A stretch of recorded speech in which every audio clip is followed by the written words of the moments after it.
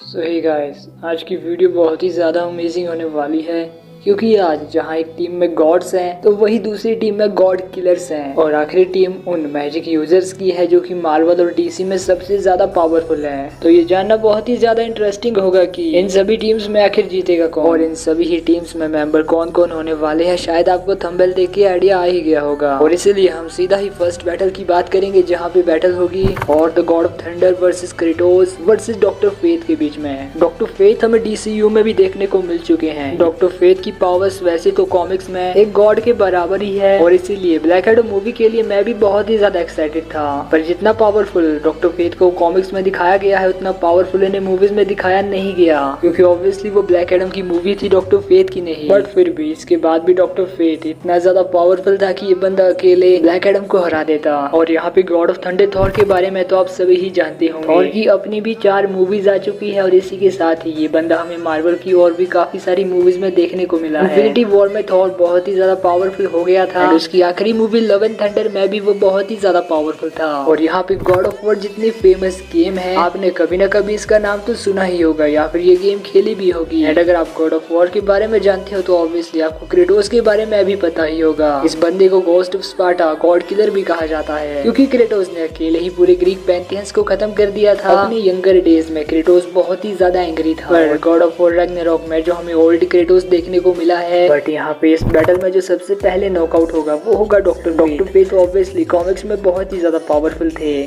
पर एक तो ब्लैक एडम मूवी में उन्हें उतना स्क्रीन टाइम नहीं मिल पाया और उन्हें ज्यादा पावरफुल भी नहीं दिखाया गया। मूवी के मेन विलन सबाक ने उन्हें अपने हाथों से मार दिया। एंड यहाँ पे थॉर और क्रेटोस के पास तो अपने यूनिवर्स के सबसे पावरफुल वेपन्स हैं। बट आखिर में जब गॉड ऑफ थंडर का सामना गोस्ट ऑफ स्पार्टा से होगा तो ये बैटल बहुत ही ज्यादा भयानक होगी।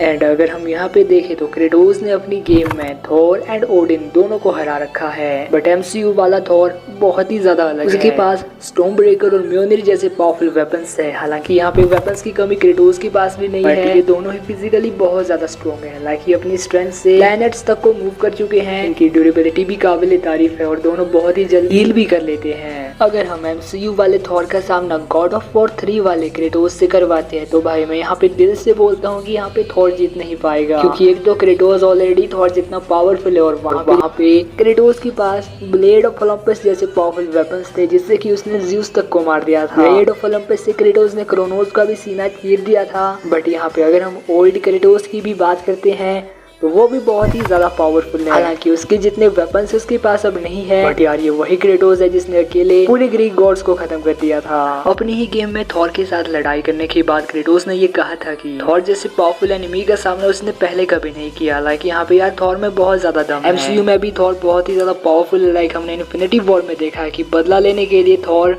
किसी भी हद तक जा सकता है और इसलिए यहाँ पे मुझे लगता है कि इन दोनों की 50-50 चांस है विन करने की।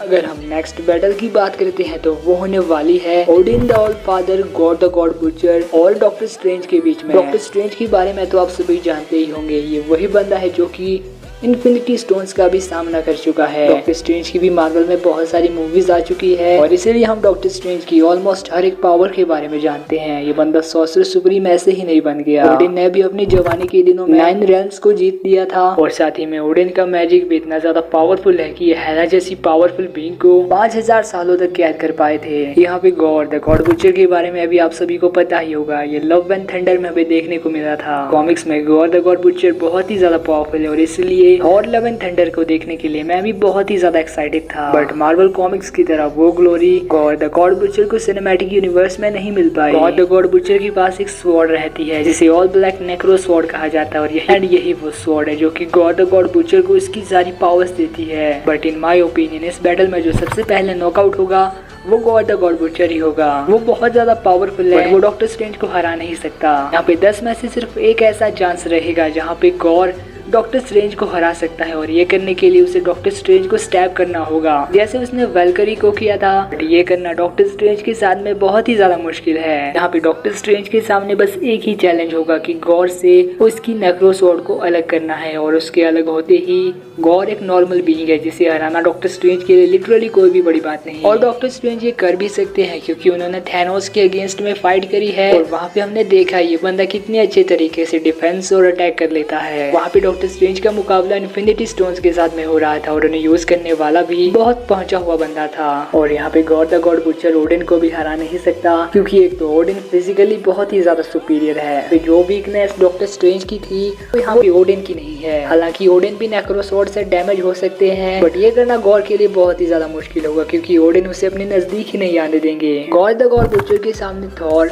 और जेन फोस्टर ने काफी ज्यादा स्ट्रगल किया, बट आखिर में उन दोनों ने मिलके गॉड द गॉड बुचर को हरा दिया। बट यहाँ पे ओडिन द ऑल फादर उन दोनों से बहुत ही ज्यादा सुपीरियर है, इस बात से आप भी डिनाई नहीं करोगे, और इसीलिए यहाँ पे गॉड द गॉड बुचर यहाँ पे जीत नहीं सकता। हालांकि अगर हम यहाँ पे कॉमिक्स वाले गॉड द गॉड बुचर की बात कर रहे होते तो सिनेरियो बहुत ही ज्यादा अलग होता। बट आखिर में यहाँ पे जो बैटल होगी वो ओडिन द ऑल फादर और डॉक्टर स्ट्रेंज के बीच में होगी, और यहाँ पे कोई भी चांस नहीं है डॉक्टर स्ट्रेंज की विन करने की, क्योंकि यहाँ पे ओडिन थॉर जैसा नहीं है। उसकी मैजिक में समझ बहुत ही ज्यादा है और फिजिकली तो वो बहुत ही ज्यादा स्ट्रॉन्ग है। तो सिनेरियो कुछ ऐसा है कि डॉक्टर स्ट्रेंज के सामने एक ऐसा बंदा आ चुका है जिस पर ना तो मैजिकल अटैक्स का असर होगा और वो फिजिकली हल्क एंड थॉर जितना स्ट्रॉन्ग है, एंड इसीलिए यहाँ पे डॉक्टर स्ट्रेंज काफी अच्छी बैटल दे सकते हैं ओडिन को, और at the end of the day Odin the all father doctor strange को हरा देंगे।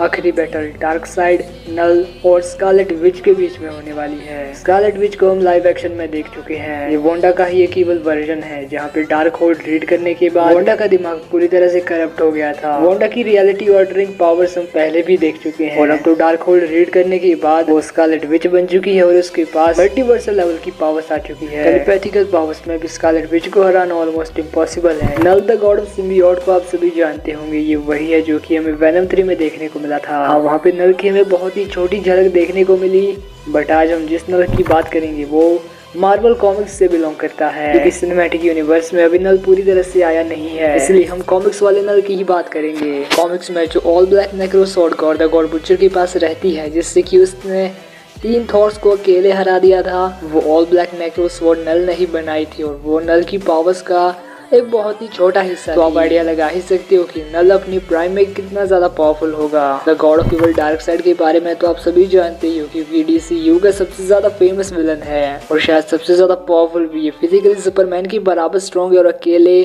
पूरी जस्टिस लीग को हराने का दम रखता है। वैसे हमने डार्क साइड को DCU में भी देखा है और हम उसी डार्क साइड की बात करेंगे, बट ये वाला वर्जन ऑफ डार्क साइड भी बहुत ही ज्यादा पावरफुल है। लाइक अपनी ओमेगा बीम से किसी भी बंदे को वेपराइज कर सकता है। बट यहाँ पे इन तीनों में सबसे पहले जो नॉकआउट होगा ये जानना बहुत ही ज्यादा मुश्किल है। लाइक ये तीनों ही बहुत ज्यादा पावरफुल है और कहीं ना कहीं ये तीनों ही इवल है, क्योंकि अगर यहाँ पे डार्क साइड और नल का आमना सामना होता है तो यहाँ पे नल डार्क साइड को हरा देगा, क्योंकि हम DCU वाले डार्क साइड की बात कर रहे हैं जो कि अभी उतना भी ज्यादा पावरफुल नहीं है कि नल को हरा दे।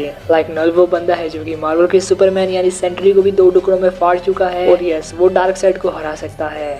और अगर डार्क साइड स्कारलेट विच का सामना करने जाएगा तो वहाँ पे भी वो हार जाएगा, क्योंकि यहाँ पे Scarlet Witch already dark side जैसे ही एक बीइंग यानी कि थैनोस को कंट्रोल कर चुकी है। एंड गेम में वोंडा ने थैनोस के साथ में फाइट की, वहाँ पे वोंडा ऑलमोस्ट थैनोस को मारने ही वाली थी। हालांकि यहाँ पे डार्क साइड की ड्यूरेबिलिटी थैनोस से बहुत ही ज्यादा है, बट यहाँ पे इस बार डार्क साइड के सामने वोंडा नहीं स्कारलेट विच होगी, और साथ ही में स्कारलेट विच की रियलिटी रैपिंग पावर्स को हमने देखा ही है, तो यहाँ पे बहुत ज्यादा चांस है कि डार्क साइड स्कारलेट विच के सामने हार जाएगा। और जब नल का सामना स्कारलेट विच के साथ में होगा तो ये बैटल बहुत ही ज्यादा खतरनाक होगी। नल गॉड ऑफ सिम्बियोट है और डार्कनेस का रूलर। नल खुद डार्कनेस नहीं है, पर हम इसे डार्कनेस का अवतार कह सकते हैं, क्योंकि मार्वल कॉमिक्स में नल ओब्लिवियन का अवतार है, जो कि मार्वल कॉमिक्स में डार्कनेस को रिप्रेजेंट करता है, और इसी वजह से नल को मारना भी ऑलमोस्ट इम्पॉसिबल है। नल की फिजिकल फॉर्म अगर खत्म भी हो जाए फिर भी उसकी कॉन्शियसनेस हाइव माइंड में जिंदा रहती है, और इसीलिए स्कारलेट विच के लिए उसे पूरी तरह से खत्म करना बहुत ही ज्यादा मुश्किल होगा। यहाँ पे स्कारलेट विच को मारना भी बहुत ही ज्यादा मुश्किल है, क्योंकि स्कारलेट विच अपने क्योस मैजिक से रियलिटी तक को चेंज कर सकती है, जो कि नल नहीं कर सकता। पर हाँ, नल के पास उसकी द ऑल ब्लैक नेक्रो स्वॉर्ड है, जिससे कि वो सेलेस्टियल्स तक को मार चुका है, जो कि बड़े बड़े स्काई फादर्स भी नहीं कर पाते। इससे वो डेफिनेटली स्कारलेट विच को तो मार ही सकता है, पर नल के लिए स्कारलेट विच को स्टैप करना एक बहुत ही बड़ा चैलेंज होगा। एंड अगर यहाँ पे स्कारलेट विच को अपनी पावर्स यूज करने का मौका मिल गया तो यहाँ पे नल के लिए भी बहुत ही बड़ी डिफिकल्टी होने वाली है, क्योंकि मूवीज में तो हम स्कारलेट स्कारलेट विच की पावर्स को देख ही चुकी हैं, बट कॉमिक्स में ये बंदी म्यूटेंट्स की सारी रेस अपनी पावर्स से खत्म कर चुकी है एंड बहुत ही ज्यादा चांस है कि वो ऐसा